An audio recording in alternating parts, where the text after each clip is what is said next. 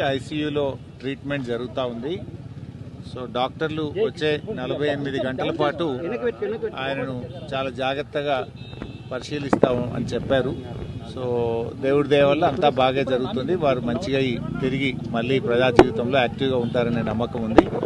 Right now మరి అందరూ senior డాక్టర్ల పర్యవేక్షణలో వారికి పూర్తి స్థాయిలో వైద్యాన్ని డాక్టర్లు అందిస్తూ ఉన్నారు.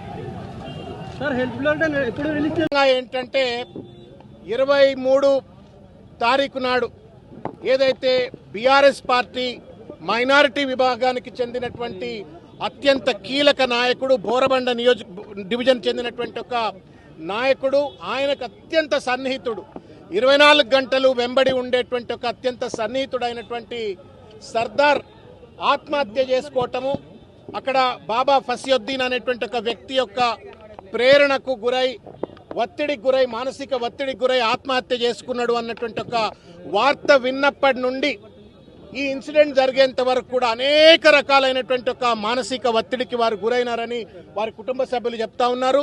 తినమంటే తినకుండా, నిద్రపోకుండా ఎప్పుడు సర్దార్నే తలుచుకుంటూ నా కుడి భుజం పోయింది అని చెప్పని బాధపడ్డాడు అని చెప్పని వాళ్ళ కుటుంబ సభ్యులు చెప్తా ఉన్నారు. దానికి తోడుగా పోలీసులు చర్య తీసుకోండి, సర్దార్ వీడియో తీసి మరి కంప్లైంట్ ఒక రకంగా ఇచ్చిన తర్వాత కుటుంబ సభ్యులు చెప్పిన తర్వాత కూడా పోలీసులు ఏమాత్రం చర్య తీసుకోవట్లేదు అని చెప్పని వాపోయినరు అని సాక్షాత్తు కూకట్పల్లి శాసనసభ్యులైన కృష్ణారావు గారితో దాదాపు ఇవాళ కలిపి దాదాపు 10-12 సార్లు ఫోన్లో మాట్లాడి గంటలు మాట్లాడి పోలీసులు ఈ రకంగా ఎందుకు వ్యవహరిస్తూ ఉన్నారు?